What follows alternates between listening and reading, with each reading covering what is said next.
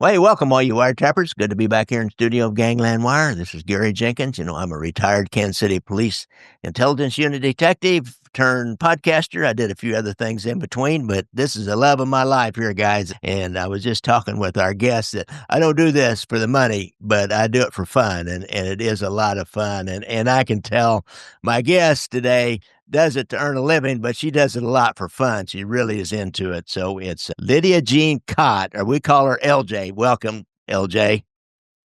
Thank you so much. I'm a huge fan of the show, and it's an honor to get to be on it and to get to talk to you. Well, cool. Thank you for that compliment. I really appreciate that. Kind of makes it worthwhile keeping coming back. I get those nice comments on my YouTube channel quite a little bit. That kind of keeps me coming back when I get down a little bit. Anyhow, first of all, you're with something called Pushkin, Pushkin, which is a Malcolm Gladwell company. I think he started it and had the first podcast early in the Mhm. days. I'm like one of the earliest I am the earliest mafia podcast, I think, Oh, first really? one that ever started, I believe, When long did you before, start? 2015, I believe.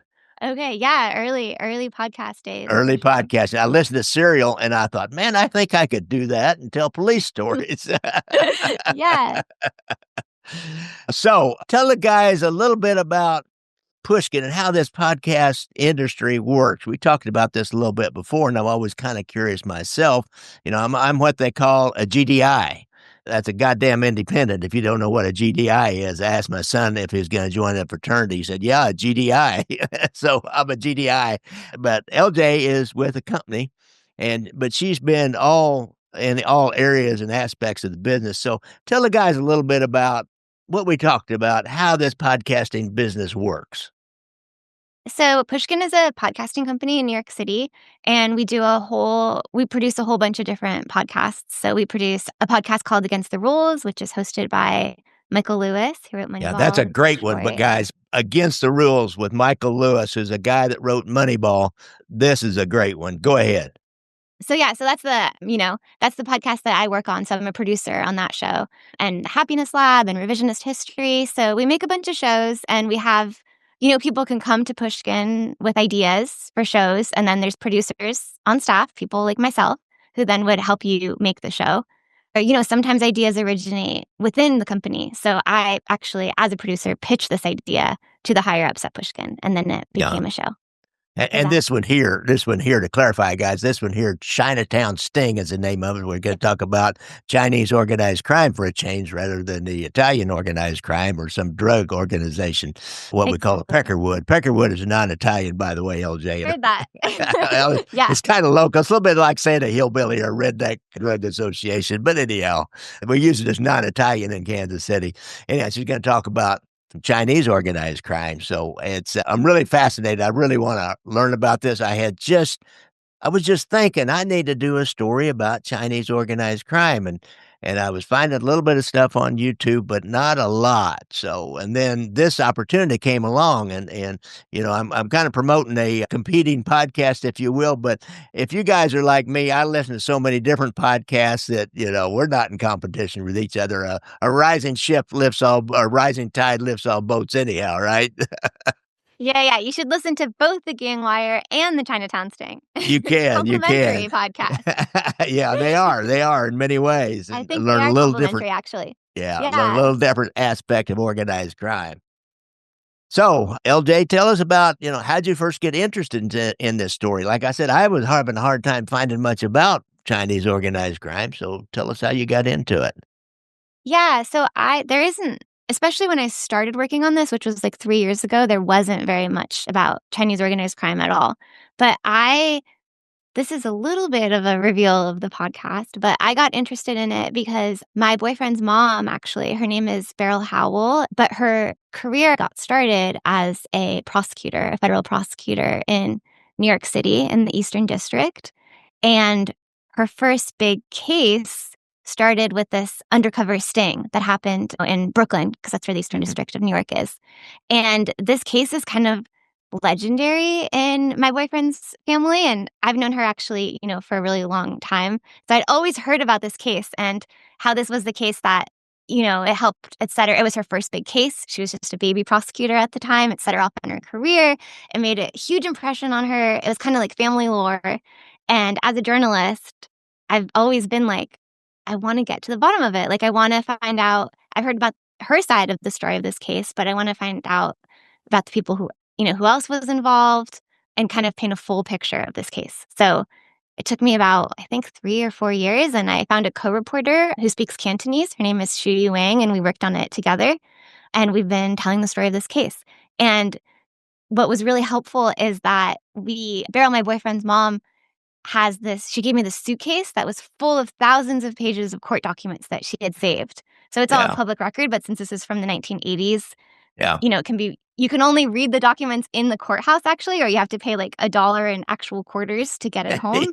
But Yes. I had the advantage of having this suitcase where I could look through, and it also had, her notes and things that she underlined. So that was really helpful. So we Interesting. started by reading those documents and then trying to find the people who are in the documents. Wow, that's so. Tell us about searching for some of these people that are in their documents. That's really hard to do because you're looking into a closed society, a totally closed society to outsiders for the most part, except for the cops. I'm sure it was easy to find some of the agents or cops. How did you start? Would you start with the cops? How did that work? Was it a task force that you could find some supervisors and then they could turn you on to guys that would talk to you?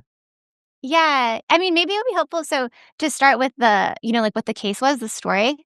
So basically, yeah, the Chinatown Sting was what happened was there was this mail parcel that was flagged that was coming from Hong Kong to New York City. And the customs official opened it and realized that there was this really high grade heroin inside. It was like millions of dollars. And they Mm, did, I'm sure you know all about this, an undercover drop off, basically. mm. So there was actually 3 packages that were all exactly the same, and they were going to Chinatown, and one was going to Brooklyn, and they had, they had, like, a undercover, like, postal officer and, Oh like, yeah, agents, like, all do this, like, undercover delivery yeah. of the package to find out who was going to, and they, like, wired it so that way when it opened, they would be alerted, and the package, 2 didn't get picked up, who knows why not, but the 3rd package went to this woman's house in Brooklyn, and this woman opened it, and the drugs were, like, hidden amongst, like, stuffed animals. So she opened the package, she took out the stuffed animals, and all the DEA agents came and arrested her. She spoke Cantonese. They figured she wasn't the one who was organizing this, like, multi-million Yeah, dollar drug scheme. yeah. So they wanted to know, like, who she was, like, working for. She told them that it was a friend. Then they kind of pieced together that it was basically a whole group of these moms who played mahjong together in Chinatown, which Ah, do you uh-huh. you know about mahjong? Yeah, yeah. Yeah. It's like a dominoes, like Yeah, it's dominoes, like luck American and skill. dominoes, I think. It's kinda like dominoes, exactly. So there are these, like, mahjong parlors in Chinatown where you can, like, do a little bit of gambling, but really hang out.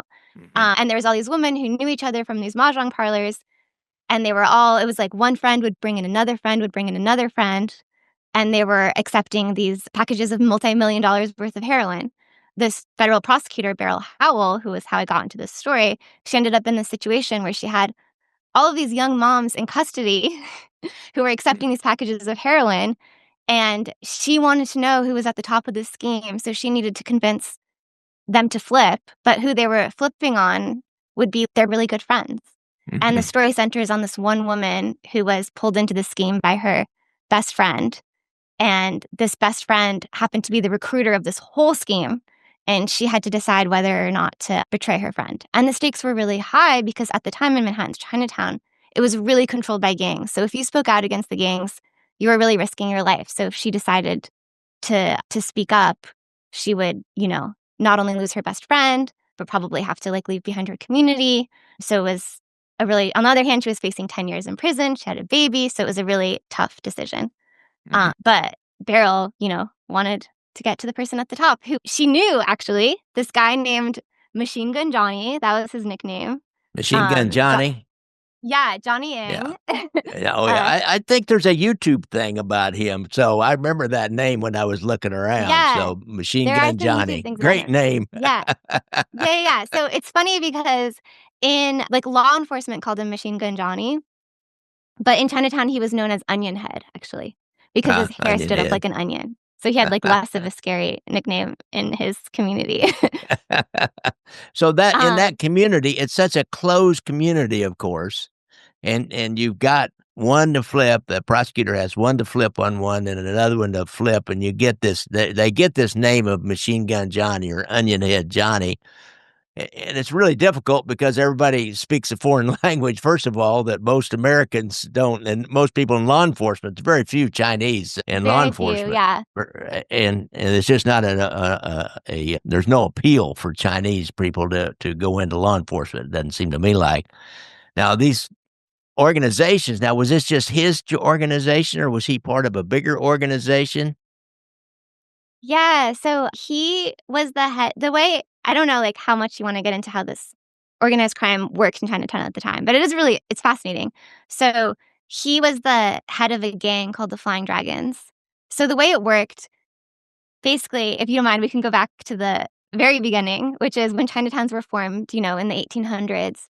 I am interested in that and how that Yeah, breaks down. You hear of these yeah, Tong societies and you hear yeah, of exactly, that's it. those kinds of things, then street gangs and is Yes. it all like a pyramid scheme up to somebody at the top and even maybe hook back to China, mainland China itself? So tell us about that. What did you learn about that? What happened was in the 1800s, Chinese immigrants came to the US because the gold rush, they helped with the railroads. Then the Chinese Exclusion Act was passed in 1882. And that was a time of a lot of like anti Chinese hate. Chinese immigrants who were on the West Coast came to the East Coast because they got pushed out a lot of times violently from the West Coast. They formed Chinatowns, including Manhattan's Chinatown, which is actually right next to Little Italy, another Yeah, it is. in the Lower East Side. And they formed these associations, like family associations. They're kind of like mutual aid societies where they would help each other find jobs, give each other loans. Like US society was really racist at the time. And this was a place where the community could support each other. And there was one type of an association called the the Tongs did a lot of good work that helped the community. You would pick up your mail from the Tongs, but they also were in charge of the vice industries, the brothels, the gambling parlors, etc. So that's the background history. And then in the 1960s, when the Chinese Exclusion Act was finally fully repealed, in 1965, immigration really opened up, and then Mm. Chinatown went from being this like really small neighborhood that at the time before then was mostly just men to a family bustling neighborhood, and there were all these teens who were coming. The Tongs were, oh, we have a really good idea. We want to be respected community associations, which we are. So why don't we have the teenagers do the dirty work for us? We still want to be running the brothels and the gambling parlors and doing that stuff, but we also want to seem clean. So the Tongs outsourced. They used the teens as muscle. So these teenage gangs formed. Each Tong, like the hip sing Tong, which this story is about, was also covertly associated with a gang, which was the Flying Dragons gang. And it was like so crazy because it's like on the same street. So like if you look at Pell Street, which is a really small street in Chinatown, on one side you have the Hip Sing Tong Association, which has this like golden pagoda, like people's grandparents go there to like take out get loans or whatever, just like a respected normal place.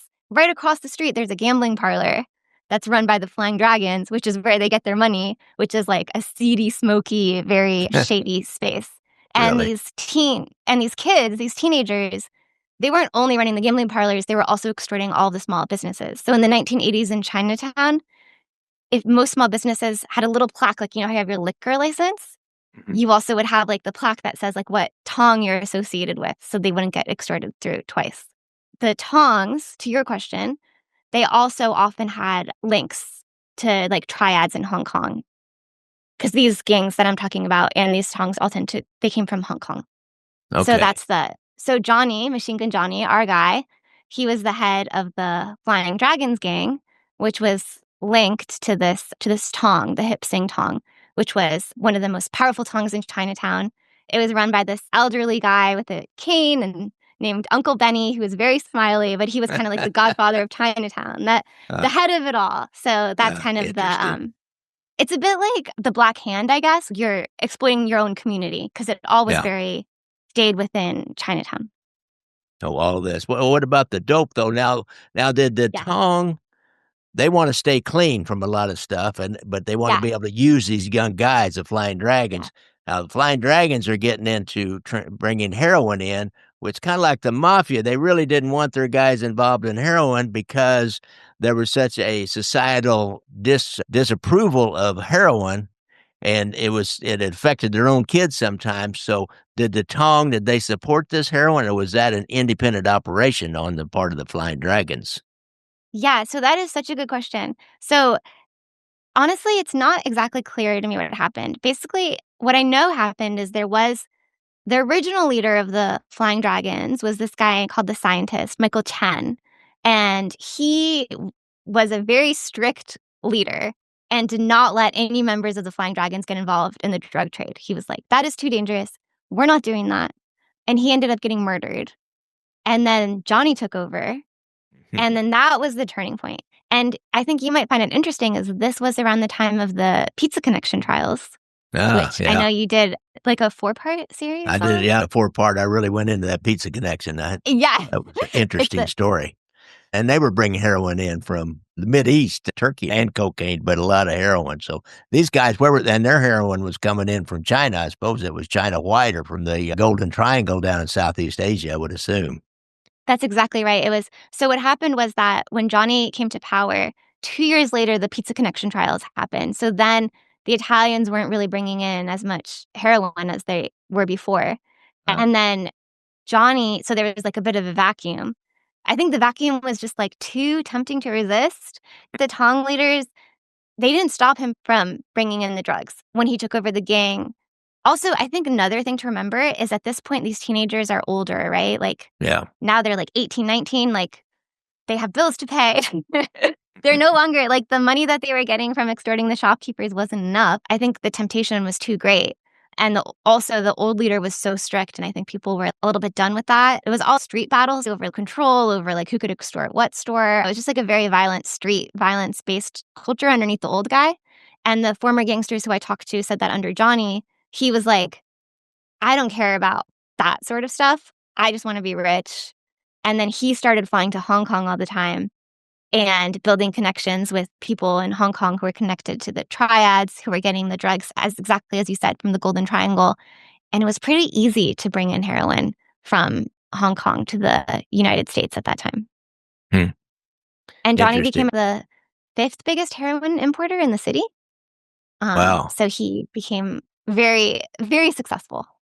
So he was distributing Chinatown. Normally in Chinatown, they were only preying on their own people. They're only extorting money from their own people within the group because they knew nobody was going to talk. Now you've got this drugs. You know, if you're going to make a lot of money, you're going to have to go outside of Chinatown. You're going to have to go out into the Peckerwood world and the Italian world and the other ethnic neighborhoods. Did he make connections with other drug gangs and other groups? Yes, he did, and I talked to a former gang member who was in the Flying Dragons, and he said, yeah, they had connections to the Puerto Ricans. I've heard he did have some connections to the Italian gang, so because these kids now they spoke English, and they had Yeah. been living in the States for a while, so they were able to make connections with other gangs, and it started to move their business venture started to move outside of Manhattan's Chinatown, which is also, why the Fed started to pay attention to what was going on in Chinatown Yeah. because up to this point, honestly, they didn't really care. They were just kind of like, Chinatown can do Chinatown. But it was It's around this time. Chinatown, Jake. It's Chinatown. But if it's going to be hurting people outside of Chinatown, especially because, as you know, this was like the 80s war on drugs. And Yeah. then these congressional hearings started to happen. And federal agents were noticing that the percentage the heroin was starting to come in. It was beginning to be what they called China white, Yeah. exactly. It seemed like it was coming through from Asian organized crime. So, there was a mandate from Washington that was like, "We need to be doing something about this problem of the gangs in Chinatown." They couldn't ignore it any longer. Mm. So I guess they did the usual things, went out and started trying to make small buys and from narcotics units with the New York PD narcotics units, and they bought China White from somebody. Then they found that person's trying to turn some people. Is that how that worked? I'm sure that was happening, but yeah, the story that I'm following, it kind of a bit fell into this So, my boyfriend's mom was a prosecutor, and Yeah. I think she had only been at the job for 6 months. And then she found out about these boxes of heroin, and she gave the authorization for this undercover sting.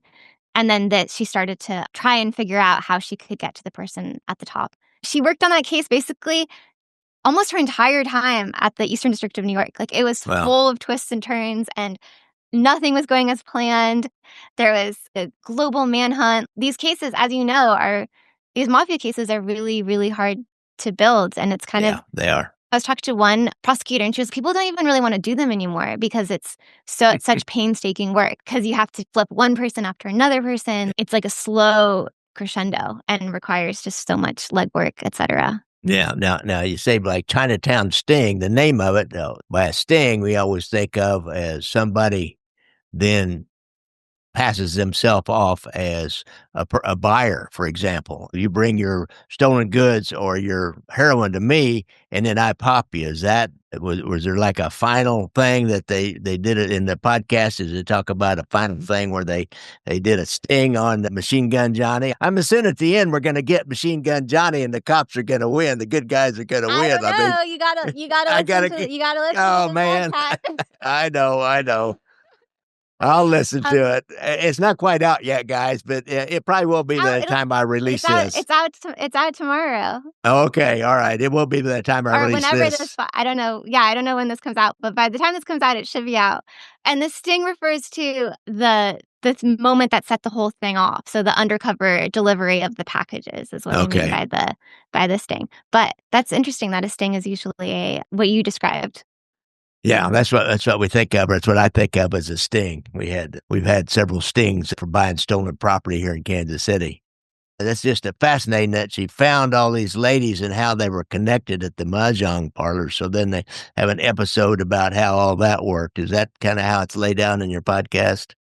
Yeah. Oh, yeah. So to go back to your original question, so the way that me and my co-reporter Shuyu went about doing this story is we had the list of all the women from the mahjong parlors. We had their names, and Hmm. then we just like w- went door to door and just like researched any of the possible addresses, and we had no reason to think that they would want to talk to us. And it was literally just like knocking on doors in Manhattan's Chinatown and Flushing and Sunset Park. That was months. And then finally, we just knocked on the right door and found the right woman. She let us in. And then she said that none of these women had ever talked to a reporter before. But she said, yes, I want to tell my story of what the impact that this case had on me and what happened. And she is kind of our main character. So we tell the story of why she decided to accept the packages of heroin, how she made her decision of what to do after she was caught, and then the relationship that developed between her and my boyfriend's mom, and how she thinks about everything that happened today. Hmm. Well, prosecutors don't get quite that personally involved in these cases. This prosecutor has really, really got into this story. Yeah, I think that these women really made an impression on her. I think the case made a big impression on her because she and this woman were about the same age at the time. Mm. And actually, while working on this case, she had a baby too. Like, this woman was like a young mom, and my boyfriend's mom was pregnant this case spanned 4 or 5 years. So she basically built her family while she was working on this case as well. So Wow. I think she was really interested in how these women were like navigating some of the same pressures as she was, starting a family, trying to figure out like how to be a good mom, while also they were navigating very different pressures, which was, the dangerous world of the gangs, also the very confusing legal system, and trying to like make their way in the United States. Now, were they able to link anything back to Southeast Asia or mainland China that able to draw any of those people into it? Unfortunately, no. Yeah, I think it's they wish. hard. I know that they wish they had, but I think that is Yeah, is quite hard. yeah, it's quite I hard, think especially over those there. people got away Yeah, for it's sure. it's a little different going into Mexico or South America, Colombia or something, but going into China, man, that's a whole 'nother ballgame there. And this was interesting because this was happening. The case started when Hong Kong was under British control. So Oh, yeah. it was a few years before the handoff. And that's kind of an interesting thing in and of itself because like when I don't know if you know about this, but when Hong Kong was under British control, they basically had the exact same legal system as like the British legal system. Right. Yeah. But I talked to this one lawyer who was saying that there's a lot of like British and like Australian and lawyers from New Zealand who are in Hong Kong. And one of these lawyers who is now in London, he told me that they call lawyers who went to Hong Kong failed in London, try Hong Kong. Because it's lawyers who like had, messed up in various ways, had gone through divorces, had criminal records, had drinking problems, had gambling problems. They tended to leave London and then go to Hong Kong. So there's a lot of mob lawyers, a lot of kind of like outlaw lawyers in Hong Kong. There's not there now. They're not there now, No, that's no, for no. sure. No, no, Everything no. changed when Everything changed, but this was back in the 1980s. So I think yeah. that was another complication of the case because um when Johnny realized that there was a case being built against him, he just got on a plane and went to Hong Kong. Mhm. Well, so and during this whole investigation, was there one, and I mentioned this early, one like task force in which the prosecutor was kind of like the lead on the for the task force made up of, your customs and IRS and DEA and people like that? Is that how that worked? And maybe local narcotics people? Yeah, so she worked closely with a customs agent and a DEA agent. There was a task force, I believe it was called Group 41, that was specifically created to go after Asian organized crime.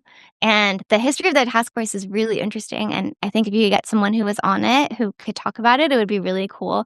I heard about how it was kind of like viewed as like the cool thing was to go after like the Italian mobsters. Yeah. That's what the task force everyone wanted to be in. But then it actually, the Asian organized crime was bringing in more drugs. So Mhm. this kind of like ragtag group that like no one took seriously actually for a period of time became like this really important, one of the most important task forces. So their story is pretty fascinating. Since this case started, I think at the time that this case started, since it was such a long case, the task force wasn't involved in it. So they didn't come in until like a little bit later on this case, but they were working on like a bunch of other cases, and that task force made a really big difference, I think, in Chinatown. They took down a lot of gangsters.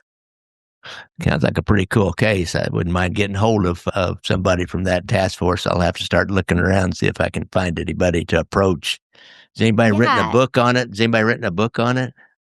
I don't think there's been a book about the task force, but you know what? It's interesting because I think for a long time, Chinatown former gangsters, you know how like the Italians, there's all these like former gangsters, former mafiosa members. There's all these books, there's all these movies. Yes, yes. They have podcasts. I know. My biggest But competition. They're against me again. Still they're against me. but often you have them on your show. Yes, that some of them I do. Yeah. But when I started working on this podcast, there was, basically no former gangsters who were in the Chinatown gangs who Yeah. like spoke about their experiences. Like there was really nothing out there. As I was working on this series, that started to change, and now it's kind of like we're in a moment, I think, where I don't know why, whether it's been like enough time has passed or whatever, or maybe there is this one guy who is a former gangster who was kind of like, if we don't start talking about our experiences, it'll be like it'll never happen. It'll actually be this whole history disappeared. So he started doing these interviews, and he was able to convince other former gangsters to Mm. talk. And he wrote a book. His name is Mike Moy. And he convinced this other former gangster named Peter Chin to write a book. So now I think these former gangsters are starting to come out, and I've been able to So interview one cowboy, and he was kind of like, "Yeah, I always talk about the Italian mafia, but, like, we were a very strong mafia as well, and we just because we were more, like, subtle about it doesn't mean we should be forgotten." So for and that so you have reason, some of those sure. interviews on the podcast, right? I have some of those interviews on the podcast. Cool. All Um, right. and it was really interesting. These former gangsters who wrote books, they had a book reading in Chinatown where they read from their books, and people who live in, it was a lot of their family and friends, but it was still Mhm. really interesting to see this thing that hadn't really been talked about publicly before was and these gangsters who used to be so feared in Chinatown were now like in the public library above, like, by where the children's books are, like talking about Uh, their stories. And people were asking them questions like, why did you extort the shopkeepers? Why did you yeah, do this? yeah, So that was pretty fascinating. yeah. That's such an interesting little segment of history of the immigrant story, really. Started the Italians, Jewish people of all the minorities that came here, Irish, probably some German, but all those minorities that came here, they start off the young guys who are criminals who don't have much opportunity in the larger society start off by extorting money from the shopkeepers. And the people have to create a shop. They can't get a job anywhere. So they start a store of some kind, a little grocery store, a restaurant, or big, and you can use family members to get it going. And then these other gangsters of their own ilk then extort some money from them for them to be able to survive. And they're all just wanting to Exactly. be a part of the American pie. That's all they want is to be successful, to be an American. Yeah, no, exactly. I think TJ English on your podcast was saying that it's the most American story of Yeah. immigrants come and then they can't, and until they can't, opportunities aren't open to them towards to make the American dream come true. And then being a gangster is a way to be able to make that happen. And then Yeah. once immigrant groups are accepted, the gangsters don't need to be gangsters anymore. And I think, Yeah. now these Chinatown gangsters who I interviewed, they work in construction and they own restaurants. Like Yeah. one of their kids is like a police officer. Interesting. Interesting. Well, Lydia Jean Kott, LJ, I really appreciate you coming on the show. I'm excited, looking forward to this podcast, and I'm going to reach out and see if I can snag one of these guys and get him to give me an interview and do a show with him, kind of hear the down and dirty part of it too. Oh, they would love to talk to you. And I hope that your listeners listen to the Chinatown Sting. All right, they will. It's a Chinatown Sting. It's on the Pushkin Network, and Pushkin has a whole bunch of other shows out there, so don't get too lost in it. But I highly recommend the one with Michael Lewis, and I already lost the name of it. What's the name of it that you work Against on? the Rules. Against the Rules. I highly recommend that. I really like that guy. Thanks a lot, LJ. Thank you so much. It was a pleasure talking to you. Okay, let me ask you a question here. You said Mike. What was you said his last name, and I didn't quite pick it up. What was it? Oh, you should look up Mike Moy, Moy. Oh, okay, Moy. And Peter Chang, Chang. Yeah, Mike will connect you with everyone. He's kind of like the hub of like the Chinatown gang stories. And he's Okay. a good interview. And if you look at Chinatown gang stories, they have a YouTube channel. Those Yeah. would all be good guys for you to get. I think you guys would have a good. Okay. All right, LJ. Thanks a lot. I'll go ahead. I've got a couple others already done, but since you guys are getting started, probably within the next 2 to 3 weeks, and I will send links when I get this out to whoever I Okay, need. cool. I got 2 or 3 people. I guess I have your email and some of those. I think there's three Yeah, different people on that. When I who deal with knows? those Yeah. companies, I never know who I'm dealing with until I sit down here with you. It's always kind of hard to figure Yeah. out. It was so fun talking to you, and it was fun learning. My mom's from Kansas City, so it was when I Oh, told her, I really? was like, "I had no idea that organized crime was such a thing in Kansas City," and she was like, "Of course it is." So it was Say that again. fun She getting. she came from Kansas City. Yeah, she grew up in Kansas City, yeah, and Oh, she was really? saying that that's why there's so much concrete because the mafia used to control the Yeah, concrete. well, actually he was Irish. The Irish politician Tom Penner, who worked hand in glove with the mafia in the political arena, especially. He had a concrete company called Ready Mix Concrete, and they poured a lot of concrete in the 1930s. Yeah, that's what she was saying, that was the origin of all that concrete, Yeah, so which that was fun again to were learn. Irish immigrants and Italian immigrants, and they're just trying to get a piece of the American pie. Exactly, exactly. It's the same story over and over again. It's almost like maybe we should just be more accepting of immigrants, and then our Yeah, really. problems would be solved. I know. I We'd know. have I less don't know. crime. Oh, well. Okay, LJ, anything I can ever do for you here in Kansas City, why, don't hesitate to get hold of me. Okay, and if you're ever in New York, let me know. It was a pleasure talking to you. Okay, pleasure talking to you. Don't forget, I like to ride motorcycles, so when you're out on the streets there in your big F-150, watch out for those little motorcycles when you're out. If you have a problem with PTSD and you've been in the service, be sure and go to the VA website. They'll help with your drugs and alcohol problem if you got that problem, or gambling. If not, you can go to Anthony Ruggiano. He's a counselor down in Florida. He's got a hotline on his website. If you got a problem with gambling, most states will have, if you have gambling, most states will have a hotline number to call. Just have to search around for it. I've always got stuff to sell. I got my books, I got my movies. They're all on Amazon. Just go and I got links down below in the show notes, and just go to my Amazon sales page, and you can figure out what to do. I really appreciate y'all tuning in, and we'll keep coming back and doing this. Thanks, guys.